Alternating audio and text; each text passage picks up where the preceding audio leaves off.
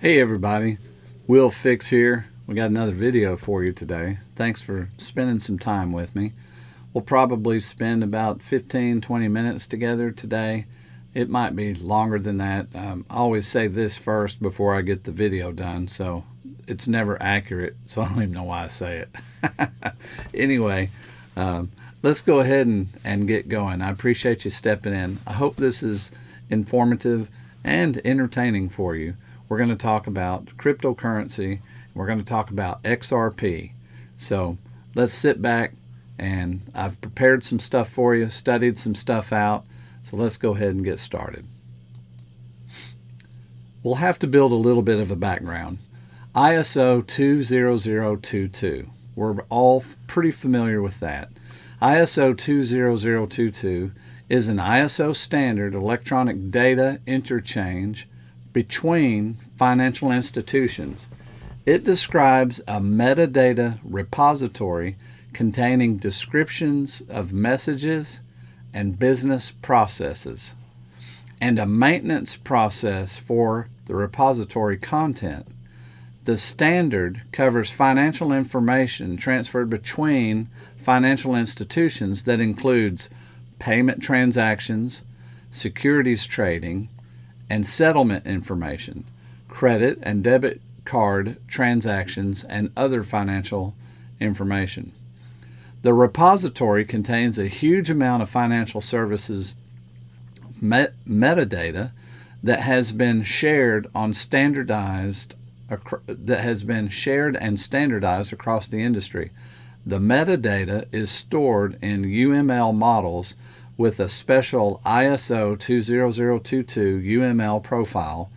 Underlying all of this is the ISO 20022 meta model, a model of the models. The UML profile is the meta model transformed into UML. This metadata is transformed into the syntax of messages used in financial networks. This syntax supported for messages was XML schema. ISO 20022 is widely used in financial services organizations participating in ISO 2022, including SWIFT. ISO 2022 is the successor of the ISO 15022. Originally, ISO 20022 was called 15022, second edition. Nevertheless, you guys realize it is a standardized messaging system so that all of the institutions of the world can be on the same page. Previous to this standard, when it wasn't being used, there was obviously no standard. Everybody just did their own thing their own way. And it was messy. So to interpret things from different languages that was in these different messages became very difficult. One example that I saw was if a college was, beta pi alpha, and they send a message and they're talking about beta pi alpha, the other receiving country of the message has not even got a clue what that is, that our college system has that what that means. I mean, so just some of the simplest things that could be in a payment message were difficult, because in that message it tells the amount of money, where the amount of money is going to be, what bank it's going to be in, how it's going to be coded, what it's for, whatever the transaction was. It could be broken down into 10 or 12 different itemized deals. And so all of that information, if you're in the United States, you're doing it in English, and you're just doing it your own way for that transaction. So it gets to this other country, whatever country it is, and it might as well be an alien language, because they can't interpret things in the same way. It's not just like a translation thing. There's different manners of speech. There's different metaphors that people use. There's all kinds of. So anyway, long story short, there was no standard. It's been complicated, and there's been many mistakes that's been made in in cross-border transactions. So that's why they created that standard. Well, there's another standard we're going to talk about. Hey, if you find yourself needing a wallet, I use the Decent Wallet. I've used several different wallets, and this one is uncompromisingly the best. This one is easy to use. I love that I can access it with my thumbprint and open it up. That just makes it easy. It also connects Bluetooth to my phone. Then my phone menu, I use my large screen on my phone to view all of my coins. They have different trading tools in there. It's really a fantastic product. You get a discount if you use my link in the description. They gave me an affiliate link, and I believe it's the only way you can get the discount is through someone's affiliate link, whether it's mine or somebody else's. I prefer you to use mine, but I do like the security of this. It's as secure as your seed phrase, and I love the device. I don't always use that larger screen because I can use my phone better, but if you need a wallet, go ahead and pick you one up. Use my link in the description. Thanks. ISO 27001. This is an international standard to manage information security. So it's a standard over how security is going to be managed. Okay, think of it that way. That's what it is. The standard was originally published jointly by the International Organization of ISO and the International Electrotechnical Commission, Commission in 2005, revised in 2013, and again most recently in 2022. There are numerous recognized national variants of the standard. It details requirements for establishing, implementing, maintaining, and continually improving the information security management system, the aim of which is to help organizations make the informational assets they hold more secure. Organizations that meet the standard's requirements can choose to be certified by an accredited certification body following successful completion of an audit. A SWOT analysis of the ISO 27001 certification process was conducted in 2020. Here's how the standard works. And we're getting somewhere with this. This is going somewhere. We're not just talking these standards. We got some XRP news related to this, which is really exciting. It's coming up, so just stick with me here. So if you're bored by this, it's okay. We've got to have this little bit of foundation. Most organizations have a number of information security controls. However, without an information security management system, controls tend to be somewhat disorganized and disjointed, having been implemented often as point solutions to specific situations or simply as a matter of convention. Security controls in operation typically address certain aspects of information technology or data security specifically, leaving non-IT information assets such as paperwork and proprietary knowledge less protected on the whole. Moreover, business continually planning and physical security may be managed quite independently of IT or information security, while human resource practices may make little reference to the need to define and assign information security roles and responsibilities throughout the organization. Now, ISO 27001 requires that management. So all of this that we just mentioned here in blue has been just, hey, do whatever you want to. But when you implement this standard, here's what we get. Systematically examine the organization's information security risks, take into account of the threats, vulnerabilities, and impacts, design and implement a coherent and comprehensive suite of information security controls and or other forms of risk treatment, such as risk of avoidance or risk transfer, to address those risks that are deemed unacceptable, and adopt an overreaching management process to ensure that the information security controls continue to meet the organization's information security needs and on an ongoing basis.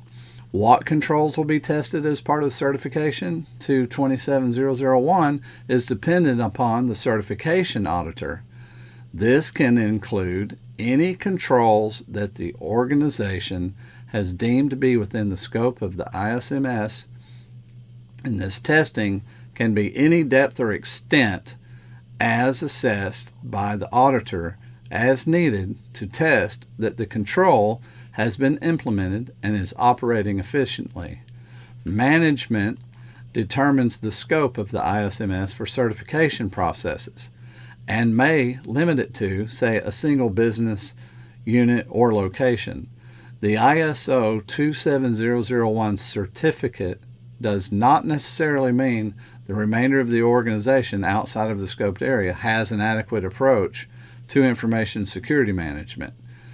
Other standards in the ISO 2700 family standards provide additional guidance on certain aspects of designing, implementing, and operating of ISMS. The example on the information security risk management 27005, where we won't go into that. The history, this developed from the British standard, the British Standard Code of Practice 7799, and that standard was published by BSI Group in 1995 as written by the UK Government Department of Trade and Industry, DTI, and consisted of several parts. So this derived from something that was in place, and it proved to be something that was very valuable in protection, and so this kind of stemmed and grew out of that into this ISO certification. This is a certification, so they have to maintain certification through audits to make sure that their information is secure, that how they're transacting business is secure amongst those transactions that they're doing. So the ones that are involved have to be secure. And like it said there, the whole entire company doesn't mean the whole company is secure, but those transactions, those are secure. So it covers the area where they're doing international trade, cross-border transactions. That's what ISO 27001 covers, is the security aspect of information. So we're going to go from here. Now that we've got that basis down, and we're at 11 minutes, so this is going to be a longer one, but we got that basis down of what it is, that certification. Now we're going to talk more about how that's involved with XRP. So it's a big deal to be ISO 27001 certified. There's a company that's certified, ATATO, Atato, it almost looks like potato. So this company has that certification. You see here, they received a certification. We're thrilled to announce that Atato has received the ISO 27001, the global standard for an information security management system.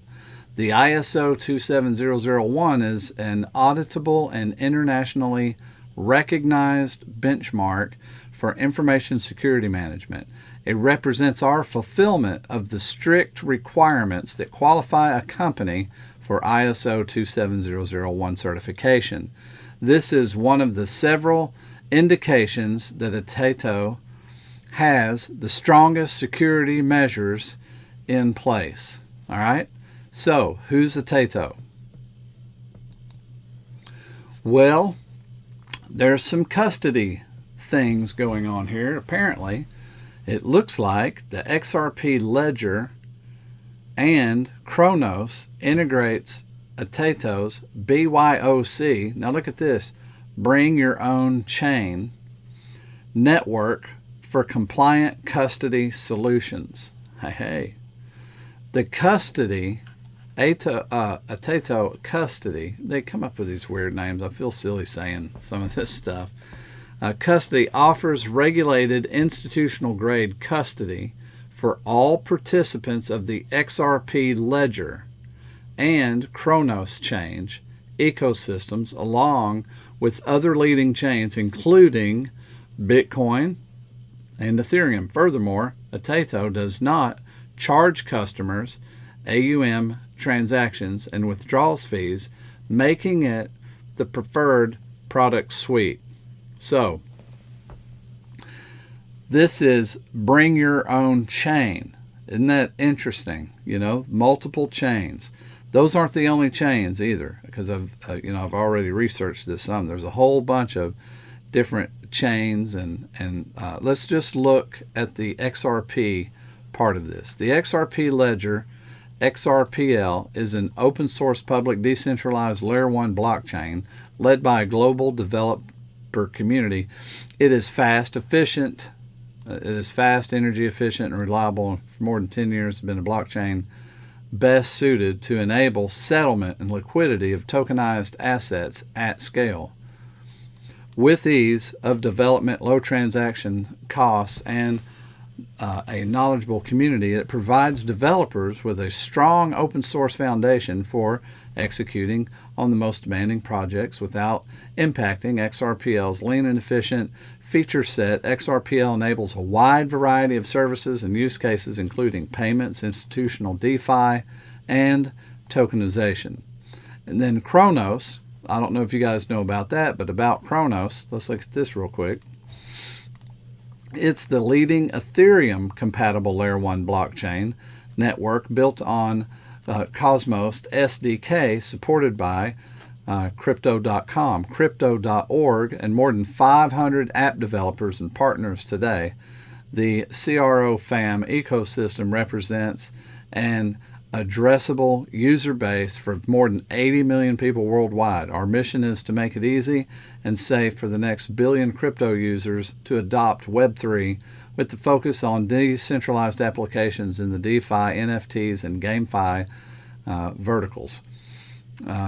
Shortly after launch in November 2021, Kronos achieved a top 10 position amongst all chains in TVL. It is home to more than 1 million users and 500 plus DApps. Transaction fees are paid by Kronos, a blue chip cryptocurrency that Kronos ecosystem supported by Kronos Labs and startup accelerated Kronos chain. So now let's look a little bit deeper. Here we can see where Atato Custody is working with Ethereum, Bitcoin, Solana, Avalanche, I call it Avalanche, Kronos, Ripple, and Cardano. From central banks to VCs, the hedge funds, that plucky startups of 5 people, digital assets are becoming an imperative for every forward-looking business. Thus, it makes sense that as digital assets proliferate, so does the need for individuals and businesses to have a secure and adoptable custody solution.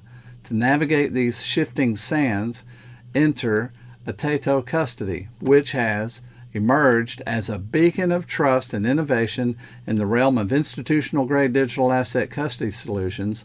Designed with Web3 small and medium enterprises, venture capitalists, and institutions in mind, Atato Custody offers a robust platform that combines security, accessibility, cost-effectiveness, and innovation by the way of the feature as bring your own chain, bring your own token, and more.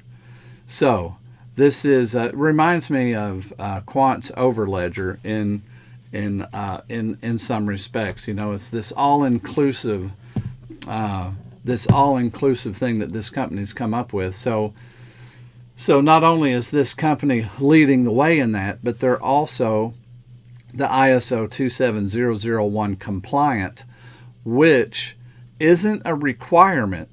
There is a security requirement to do international trade, but you know, if ISO 20022 is going to be a mandated, it's mandated already. There's a deadline, I think, what is it, in October of 25 or something like that. I don't remember the dates, but it's mandated that the messaging system be used so that it makes trade easy.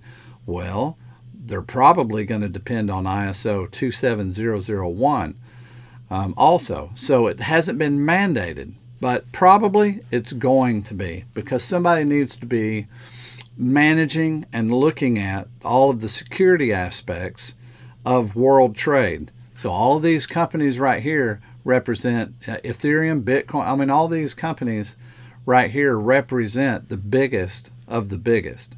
So if all of the big boys are depending upon this ISO certification through this company, then it's probably going to be a bigger requirement. So what does this do for XRP? Well, they're already there. So they're already meeting a standard. They already have a security standard. And with what's coming up with different standards that are going to have to be implemented in the crypto world, this is one that's already met. So I find that interesting and big news. That is what I wanted to share with you today. This is a very positive step forward for Ripple, for XRP, and there's probably more about this that I haven't discovered yet, but I wanted to bring you what I had. We're already at 21 minutes. So please like and subscribe if you like this kind of content. Hopefully it was interesting and not boring for you. I appreciate you looking at it, and I appreciate your time. You have a good day.